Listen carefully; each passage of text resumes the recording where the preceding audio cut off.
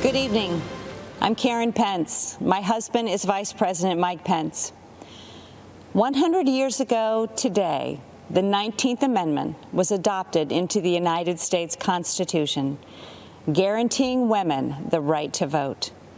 Because of heroes like Susan B. Anthony and Lucy Stone, women today, like our daughters, Audrey and Charlotte, and future generations, will have their voices heard and their votes count. The women's suffrage movement was the gateway that led to women having the opportunities to achieve monumental milestones and accomplish significant achievements in both civic and governmental roles. This evening, we look at heroes in our land. As Second Lady of the United States for the past 3.5 years, I have had the honor of meeting many heroes across this great country. The Pences are a military family.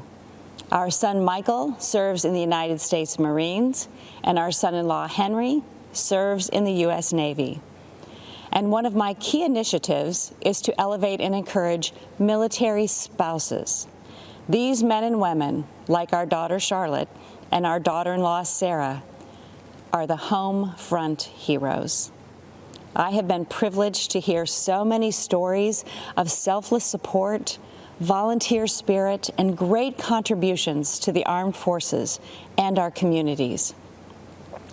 You know, military spouses may experience frequent moves and job changes, periods of being a single parent while their loved one is deployed, all while exhibiting pride, strength, and determination, and being a part of something bigger than themselves.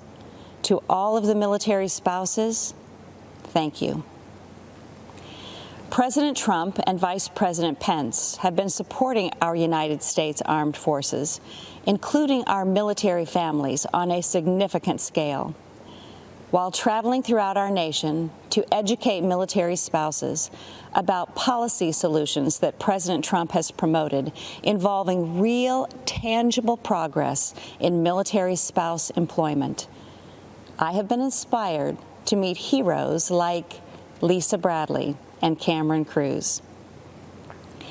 These military spouses decided to start their own business, our Riveter, named after the Rosie the Riveter campaign used to recruit women workers during World War II. Our Riveter makes beautiful handbags designed and manufactured exclusively by military spouses. And many of those spouses live all over the country. They prepare and send their section of the bags to the company located in North Carolina, where the final product is assembled. Military spouse hero Jalon Hall Johnson in Billings, Montana, is a culinary artist who had dreamed of starting her own restaurant. Working with the Small Business Administration's Development Center, Jalon started her restaurant, The Sassy Biscuit, and she just opened a second restaurant in Dover, New Hampshire. And as the Second Lady, I've also been able to bring awareness to a form of therapy for our heroic veterans suffering from PTSD. Art therapy, facilitated by a professional art therapist, is especially effective with post-traumatic stress disorder. Master Gunnery Sergeant Chris Stowe, a Marine veteran I met in Tampa, who deployed for combat in Iraq and Afghanistan, said nothing had helped him deal with the trauma from his service in the Marines until he finally agreed to meet with the art therapist at Walter Reed Medical Center. Chris credits art therapy with saving his marriage and his life. And Chris went on to establish a glass-blowing workshop to help other vets. Many of our veteran heroes struggle as they transition back into civilian life, and sometimes the stress is too difficult to manage alone. A few weeks ago, I had the honor of speaking with some amazing Americans who answer the Veterans Crisis Line. One in particular, Sydney Morgan, especially impacted me.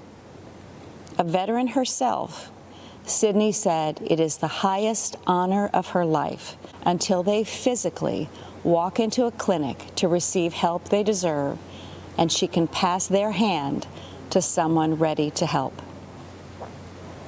In these difficult times, we've all seen so many examples of everyday Americans reaching out a hand to those in need, those who, in humility, have considered others more important than themselves. We've seen healthcare workers, teachers, first responders, mental health providers, law enforcement officers, grocery and delivery workers, and farmers, and so many others. Heroes all. 100 years ago, women secured the right to vote. So let's vote, America. Let's honor our heroes. Let's re-elect President Trump and Vice President Pence for 4 more years. God bless our heroes, and God bless the United States of America.